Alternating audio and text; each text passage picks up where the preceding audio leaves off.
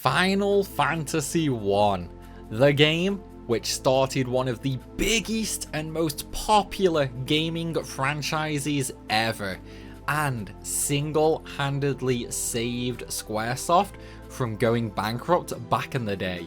An iconic gem of a game with an even more iconic musical score, and the start of grinding obsessions for many. The game isn't too long because of limitations with regards to space back on the old NES system, but the story still takes a casual playthrough of about 10 to 15 hours. But what if we ignore the whole game and just grind? After all, the world is overrun by monsters. We should try and eliminate them the old-fashioned way, right? But we need strength to do that. So, let's see just how overpowered you can get in Final Fantasy 1 before the Fire Crystal. But before that, I do need to do a shameless little plug because of how long these videos take to make. So if I could ask you guys to hit that like button and leave a comment down below to help with YouTube's final boss, the algorithm. As for the comment, let me know if you have played Final Fantasy 1, since I know a lot haven't due to its age. And of course, if you aren't already, then hit that subscribe button. A massive 68% of viewers who watch my channel aren't subscribed. So let's change that, shall we, so I don't start making these videos out of a cardboard box on the sidewalk. And last but not least, remember to check the description, which contains a huge amount of my socials, including our Primal Army Discord server, and new ways to help support the channel for those who really want to, like my Amazon affiliate link and my Patreon page, where you can even get yourself some goodies, like having characters named after you in my videos. Okay. Shameless plug out of the way, let's murder things. By which I mean, let's break the game completely in 3 seconds flat without fighting anything. So, to start with, for a party, I'm going to use a warrior, red mage, and white mage. Warriors are just stupidly overpowered. Red mage handles my buffing with more defense, health, and attack than a black mage, and white mage is my healer with good HP.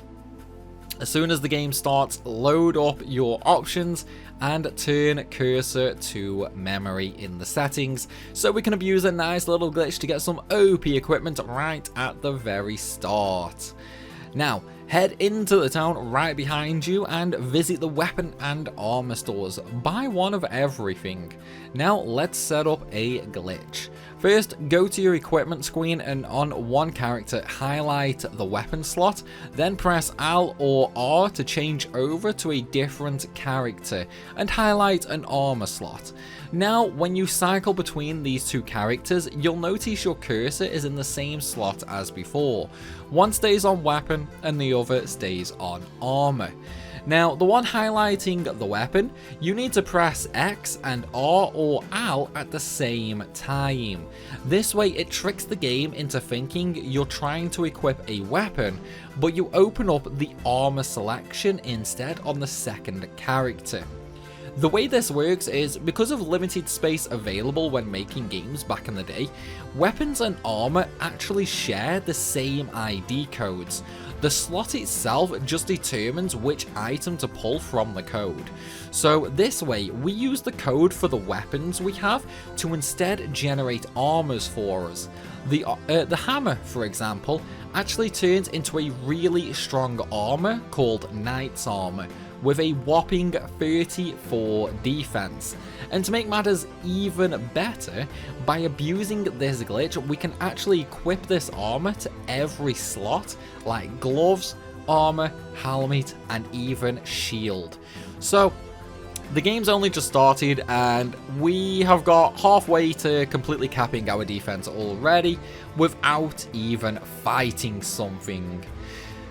Well, we're going to abuse this trick to generate gil now though. So do as I just described and equip all 4 characters with Knight's Armor in every slot. Once they're all equipped with it, unequip the armor and then sell all sell all of it for 18,000 gil a piece. Congratulations, you now have more gil than you will ever need in the game. Wouldn't be very OP if that's all we did though, huh?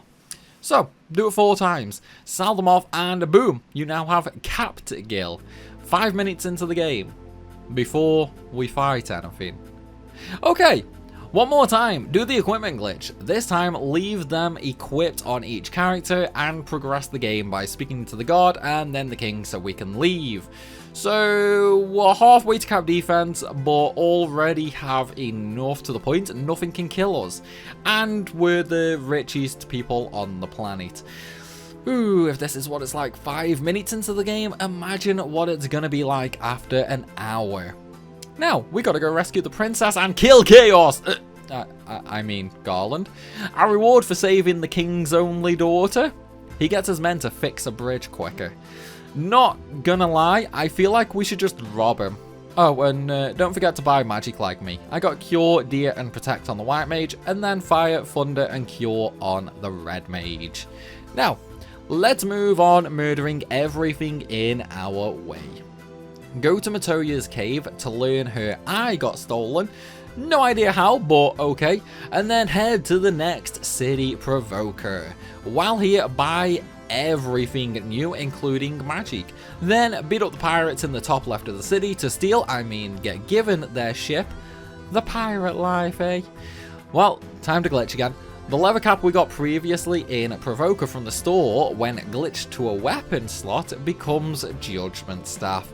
The strongest staff in the game, and when used as an item, turns into Flare. Clone 4 of them and unequip them.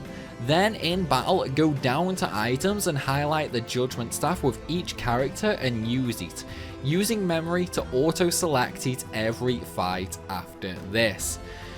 Okay, 20 minutes into the game, we have the strongest attacking spell, inhumane levels of defense, and capped gil. Let's get some levels before we move on.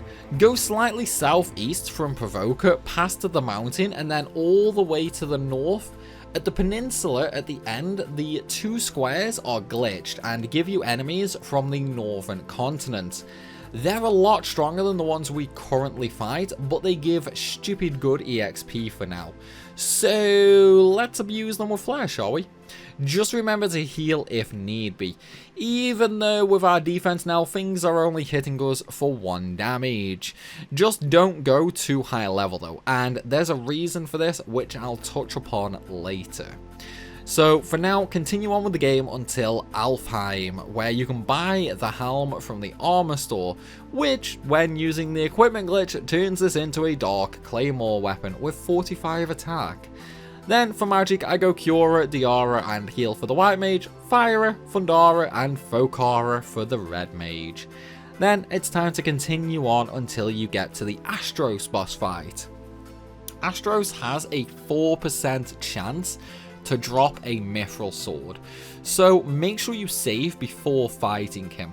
While the sword isn't better than our claymore, we can use the equipment glitch to turn it into crystal mail, one of the best armors in the game. Alternatively, you can just continue on with the game, get the Mystic Key and go to the Chaos Shrine. In the bottom right chest, there's a Rune Blade, which can be glitched into the awesome Genji armor.